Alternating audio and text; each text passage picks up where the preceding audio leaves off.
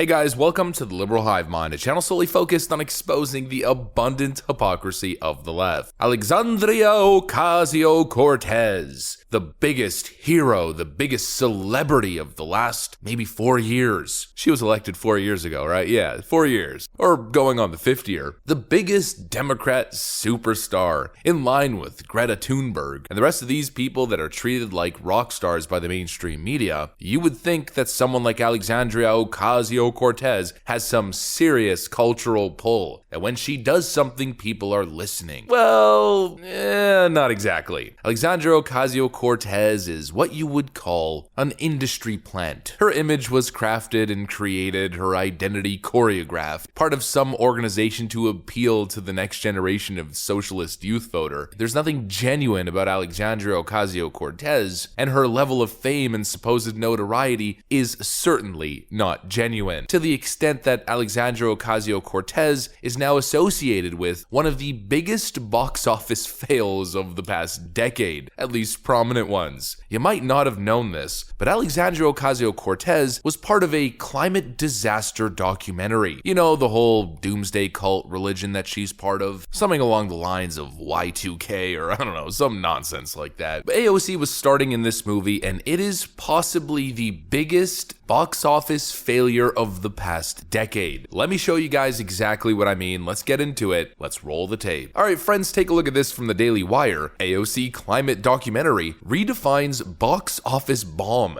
Averages $81 per theater in dismal opening weekend. The climate change documentary aimed at promoting the Green New Deal initiatives and featuring Congresswoman Alexandria Ocasio-Cortez gave new meaning to the term box office bomb with its dismal opening weekend. Director Rachel Lears is behind the documentary titled To the End, which debuted over the weekend in 120 theaters. The total box office haul for the opening weekend was a less than stellar $9,667, according to Box Office Mojo. Less than $10,000 across 120 theaters in an entire weekend. Lears' previous offering, Netflix's Knock Down the House, also prominently featured Alexandria Ocasio-Cortez and earned high marks from critics. Rotten Tomatoes gave it a critic score of 99% fresh, but viewers, on the other hand, weren't as kind, giving the film a rating of just 11%. To the End has already garnered a critic score of 83% on the film rating site, but at the time of publication, too few audience members had voted for the viewer score to be posted, and that still remains to be the case. This movie is such an utter flop, such an utter disaster, that there aren't even enough audience scores to include it in the tomato meter. And this goes right back to the point that I'm making every time I'm talking about AOC. She's featured on all kinds of magazine covers. She's got millions upon millions of Twitter followers. She's supposedly one of the most popular people on the planet, but she could barely draw people to go watch her movie. Something just isn't right. And it starts to make you wonder how many of her millions of Twitter followers are real human beings as opposed to bots. But on the issue of popularity, it's really not AOC who's unpopular. It's not her as a physical human being. It's her ideas that are so deeply unpopular. And the devastating box office failure of this movie is the perfect metaphor for Alexandria Ocasio-Cortez's career. If her ideas were truly compelling, if she was really a brilliant mind exposing hard truths and realities about the world, well, then her movie would probably be a success. But it's not. It's a bunch of big government nonsense propaganda. This movie aimed at promoting the Green New Deal, but people know very well that the Green New Deal is very frankly, very bluntly a load of crap. People buy into the AOC public persona, the celebrity, but clearly and literally not into the ideas. The idea that Alexandria Ocasio-Cortez is going to solve the world's problems, or has something truly groundbreaking and interesting to tell us in her documentary, clearly isn't a view that too many people hold. Nobody is interested in this woke, politically motivated garbage, especially not when it comes to entertainment. I mean, at one point, these people gotta get the memo. How many box office blunders can the left sustain until it's no longer sustainable? Just the other day, we were covering Disney's Strange World to lose $100 million in theatrical run. Of course, we know streaming services are struggling mightily, and the first thing that they've been cutting is woke programming, and there's even a suggestion that Disney, with their CEO move or their CEO change to Bob Iger, is a move away from woke entertainment. How many box box office blunders is it gonna take for the cultural left to stop underestimating the intelligence of the American consumer? People don't want politically biased nonsense. They don't want it in their entertainment, and they certainly don't want it in their investigative or educational documentaries. I mean, how much of a narcissist do you have to be to think that it's a good idea, to think that people are gonna show up in droves to come watch your climate documentary that's essentially propaganda to promote your Democrat legislative agenda? What an absolute blunder. I mean, the idea that government could solve really any complex societal issue, let alone this supposed incoming Y2K disaster, the idea that we should be taxing ourselves into oblivion to solve problems, is absolutely idiotic. The solution to the world's energy crisis isn't slowing down the economy, it's speeding it up. And the best solution that I've come across, and what all the major countries are rushing towards, is innovations and breakthroughs in nuclear energy. And so instantly, leftoids will say, why aren't you paying attention to the news? There was just a nuclear energy breakthrough from the National Institute of Nuclear Energy or something like that. It's a federal organization, therefore the government's solving the problem. Except no, if you ask me, that's not exactly how that works. First of all, the only reason these organizations exist is because of private funding and, of course, taxpayer dollars. But where do taxpayer dollars come from? A thriving, booming economy, people making money, the economy working, which funds these programs that helps innovate and make our lives better. If we tax ourselves into oblivion and destroy industry and destroy our economy, well, we're going to see a significant slowdown in innovation. You know, it's not a coincidence that all the greatest technology is coming from the wealthiest nations. The countries with the biggest economies are the ones who are creating the most and changing the world the most. Yet AOC and the rest of these lefties, their plan is to destroy the economy and eat crickets and live in tiny little boxes. The perspective is ludicrous. America, the greatest nation on earth that has done the most for humanity, especially in the realm of innovation and technology, and that is not up for debate, should model itself after slow, inefficient, ethnocentric European socialist nations. It's ridiculous. And these ideas are actively hurting us and stopping us from solving a lot of the world's complex problems. Leave the complex problems to the complex thinkers, not Alexandria Ocasio-Cortez, who somehow thinks she's going to be the next David Attenborough, producing environmentalist documentaries. How hugely embarrassing. $81 per theater, and a little less than $10,000 generated. If we take an average ticket price of, let's say, $10 to $15, less than 1,000 people total, across what was it, 120 theaters, showed up for AOC's opening weekend. The only thing that surprises me is that Netflix didn't pick it up. I guess they really are moving away from woke political entertainment, and it certainly seems as though they dodged a bullet on this one. AOC is a very bright star that is slowly dwindling, her star power weakening, her manufactured star power is weakening, as people realize how much of a fraud and political industry plant she really is. That's what I got for you guys. Hopefully you enjoyed it. If you did, make sure to leave a like and possibly subscribe to the channel if you guys are up for it. I'm gonna get out of here. Thanks for watching, and I'll see you on the next one.